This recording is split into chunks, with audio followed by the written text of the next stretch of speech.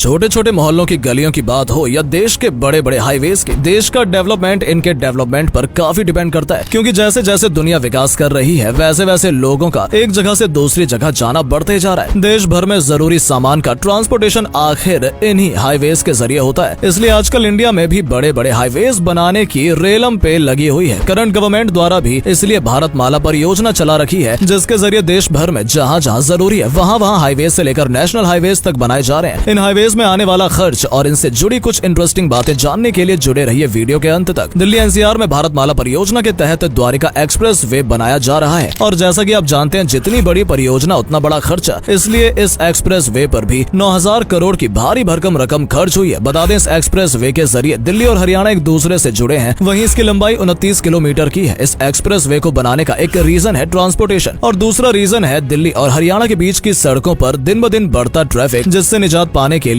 इस express way का निर्माण किया जा रहा है। और बढ़ते ट्रैफिक की प्रॉब्लम का अंदाजा अब इसी बात से लगा सकते हैं कि ये देश का पहला अर्बन एलिवेटेड एक्सप्रेस वे है, यानी इस एक्सप्रेस वे पर फ्लाईओवर्स के ऊपर फ्लाईओवर है। यही नहीं, देश की पहली अर्बन टनल भी इस प्रोजेक्ट के तहत बनी है। इससे पहले कि हम आपको द्वारका एक्सप्रेस वे के बारे में कुछ और भी बहुत कुछ बताएं, चलिए भारत माला परियोजना के बारे में भी थोड़ा सा जान लेते हैं। बता दें दोस्तों, इस प्रोजेक्ट को 2015 में शुरू किया गया था और इस योजना का लक्ष्य है देश भर में ट्रांसपोर्टेशन के बेसिक इंफ्रास्ट्रक्चर को खड़ा करके ट्रांसपोर्टेशन सिस्टम को डेवलप करना। इस प्रोजेक्ट के तहत 24,800 किलोमीटर लंबे नए नेशनल हाईवेज और 10,000 किलोमीटर लंबे स्टेट हाईवेज बनने हैं। हालांकि इस प्रोजेक्ट को 2015 से शुरू करके 2022 तक पूरा करने का एम था, लेकिन पैंडेमिक और भूमि अधिग्रहण की लागत में बहुत ज्यादा बढ़ोतरी के कारण ये प्रोजेक्ट अब तक पूरा नहीं हो सका है। वहीं इसके पूरा होने के बारे में भी माना जा रहा है कि ये और 6 साल का वक्त ले लेगा। बता दें ये प्रोजेक्ट सड़क परिवहन और राजमार्ग मंत्रालय यानी the ministry of road transportation and highways के द्वारा बनाया जा रहा है। इस प्रोजेक्ट के तहत द्वारका एक्सप्रेस वे भी बनाया जा रहा है। बता दें द्वारका एक्सप्रेस वे को 4 फेज में पूरा किया गया है। दिल्ली से लेकर हरियाणा के खेड़ली डोला तक इस एक्सप्रेस वे को बनाया गया है। इस एक्सप्रेस वे की कुल लंबाई 29 किलोमीटर है। एक्सप्रेस वे का 18.9 किलोमीटर लंबा हिस्सा हरियाणा में है, वहीं 10.1 लंबा हिस्सा दिल्ली में है। ये एक एक्सप्रेस वे के द्वारिका के सेक्टर 21 से होते हुए गुड़गांव के सेक्टर 88, सेक्टर 84, सेक्टर 83 और सेक्टर 99 और सेक्टर 103 से गुजरते हुए खेड़ली डोला प्लाजा तक जाएगा। वहीं इस एक्सप्रेस वे पर 4 मल्टी लेवल इंटरचेंज भी होंगे। मेन जंक्शन पर टनल और underpass at grade road elevated flyover और फ्लाईओवर के ऊपर फ्लाईओवर बनाए गए हैं। और जैसा कि हमने बताया इस प्रोजेक्ट के तहत देश की पहली अर्बन टनल भी बनाई गई है। तो इस टनल के बारे में बता दें, ये टनल 3.5 किलोमीटर लंबी है और देश की सबसे लंबी टनल है। वहीं इसकी चौड़ाई भी सबसे ज्यादा है, क्योंकि इस टनल में 34 मीटर चौड़ी 8 लेन की सिंगल पिलर पर बनी सड़क है। दिल्ली एयरपोर्ट को इसी टनल के जरिए इस नए हाईवे के साथ कनेक्ट किया गया है। वहीं ट्रैफिक कंट्रोल के लिए इस एक्सप्रेस वे पर state of I intelligent transportation system, toll management system और सीसीटीवी कैमरे जैसी हाईटेक टेक्नोलॉजी का इस्तेमाल किया गया है। पर इस ट्रैफिक मैनेजमेंट के लिए toll management system, CCTV camera जैसे हाईटेक व्यवस्था की जाएगी। लेकिन जैसा कि आप जानते हैं और न्यूज के जरिए आपको पता भी चलता रहता है कि दिल्ली और हरियाणा में पॉल्यूशन की काफी प्रॉब्लम है, इसलिए नए हाईवे के साथ साथ पॉल्यूशन का ख्याल भी रखा गया है। और इसलिए इस एक्सप्रेस वे पर 12 से ज्यादा पेड़ भी लगाए गए हैं, यानी विकास का विकास हो गया। और इस बार शायद इन पेड़ों की वजह से पॉल्यूशन में भी कुछ कमी आए। लेकिन दोस्तों, इस हाईवे की इतनी चर्चा हम इसलिए नहीं कर रहे हैं क्योंकि ये दिल्ली और हरियाणा से जुड़ा है, बल्कि इसकी कुछ और भी वजह है। आप जानकर हैरान होंगे कि जितना स्टील दुनिया भर में फेमस आईफिल टावर को बनाने में लगा था, उससे 30 गुना स्टील इस एक्सप्रेस वे को बनाने में लगा है। बता दें कि इसे बनाने में 2 लाख मेट्रिक टन स्टील का इस्तेमाल किया गया है। वहीं रोड को बनाने में कहा जा रहा है कि 20 लाख क्यूबिक मेट्रिक कंक्रीट का इस्तेमाल हुआ है। लेकिन सोचने वाली बात है कि क्या सिर्फ नेशनल हाईवेज के डेवलपमेंट से पूरे देश का डेवलपमेंट हो सकता है? क्योंकि किसी भी देश को कंप्लीट डेवलपमेंट में सिर्फ ईंटों और पत्थरों से होने वाला विकास ही इम्पोर्टेंट नहीं होता, बल्कि दूसरी और भी बहुत सी चीजें जरूरी होती हैं, जैसे एजुकेशन से जुड़ा डेवलपमेंट, हेल्थ से जुड़ा डेवलपमेंट, लोगों के रोजगार से जुड़ा डेवलपमेंट। क्योंकि किसी भी विकसित देश पर अगर हम नजर डालें तो वो सिर्फ वहाँ सिर्फ ट्रांसपोर्टेशन सिस्टम ही नहीं, बल्कि देश में काम करने वाले कई तरह के और सिस्टम का भी डेवलपमेंट नजर आता है। जापान, जर्मनी और फ्रांस जैसे देशों की बात करें तो उन देशों की चर्चा वहाँ के बेहतरीन एजुकेशन सिस्टम की वजह से होती है, जिसकी बदौलत इन देशों ने फ्यूचर के लिए एजुकेशन में इन्वेस्ट किया और आज की तारीख में बेहतर पीढ़ी के रूप में उनको पिछले इन्वेस्टमेंट का रिटर्न मिल रहा है। वेल, इस बारे में आपका क्या विचार है हमें कमेंट करके जरूर बताएं। और हाँ, ये वीडियो कैसी लगी ये भी जरूर बताएं। मिलेंगे आपसे अगले नए एजुकेशनल वीडियो में जानकारी के साथ। फिलहाल चैनल पर नए हैं तो चैनल को सब्सक्राइब करके बेल आइकन को प्रेस कर लीजिए। धन्यवाद।